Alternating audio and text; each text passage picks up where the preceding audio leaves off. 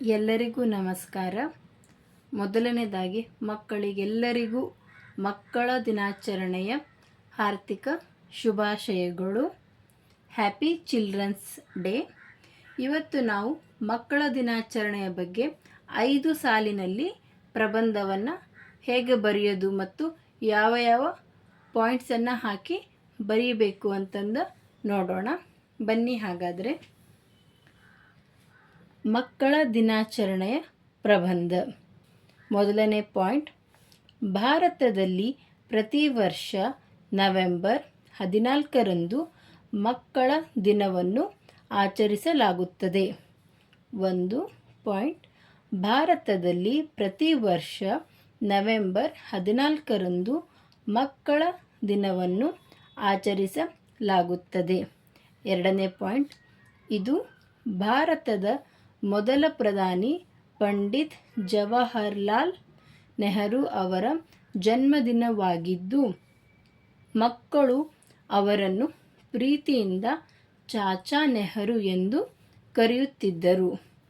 2ನೇ ಪಾಯಿಂಟ್, ಇದು ಭಾರತದ ಮೊದಲ ಪ್ರಧಾನಿ ಪಂಡಿತ್ ಜವಾಹರ್ಲಾಲ್ ನೆಹರು ಅವರ ಜನ್ಮದಿನವಾಗಿದ್ದು ಮಕ್ಕಳು ಅವರನ್ನು ಪ್ರೀತಿಯಿಂದ ಚಾಚಾ ನೆಹರು ಎಂದು ಕರೆಯುತ್ತಿದ್ದರು.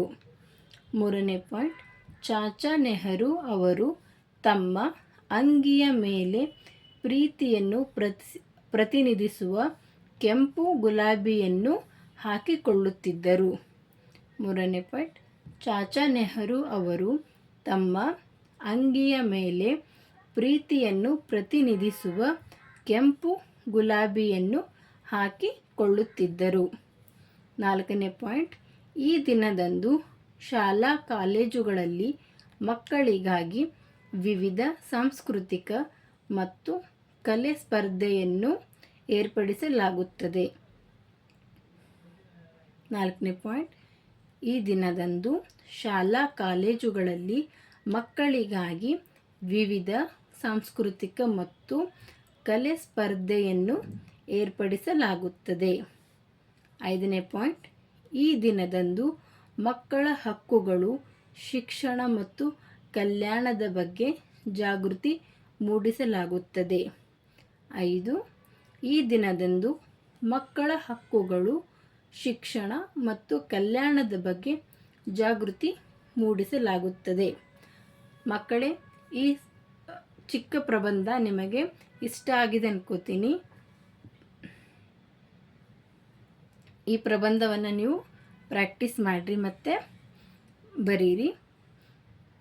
ಮತ್ತೊಮ್ಮೆ ಎಲ್ಲರಿಗೂ ಮಕ್ಕಳ ದಿನಾಚರಣೆಯ ಹಾರ್ದಿಕ ಶುಭಾಶಯಗಳು. ಲೈಕ್ ಮಾಡಿರಿ, ಶೇರ್ ಮಾಡಿರಿ ಮತ್ತು ಸಬ್ಸ್ಕ್ರೈಬ್ ಮಾಡಿರಿ. Thank you.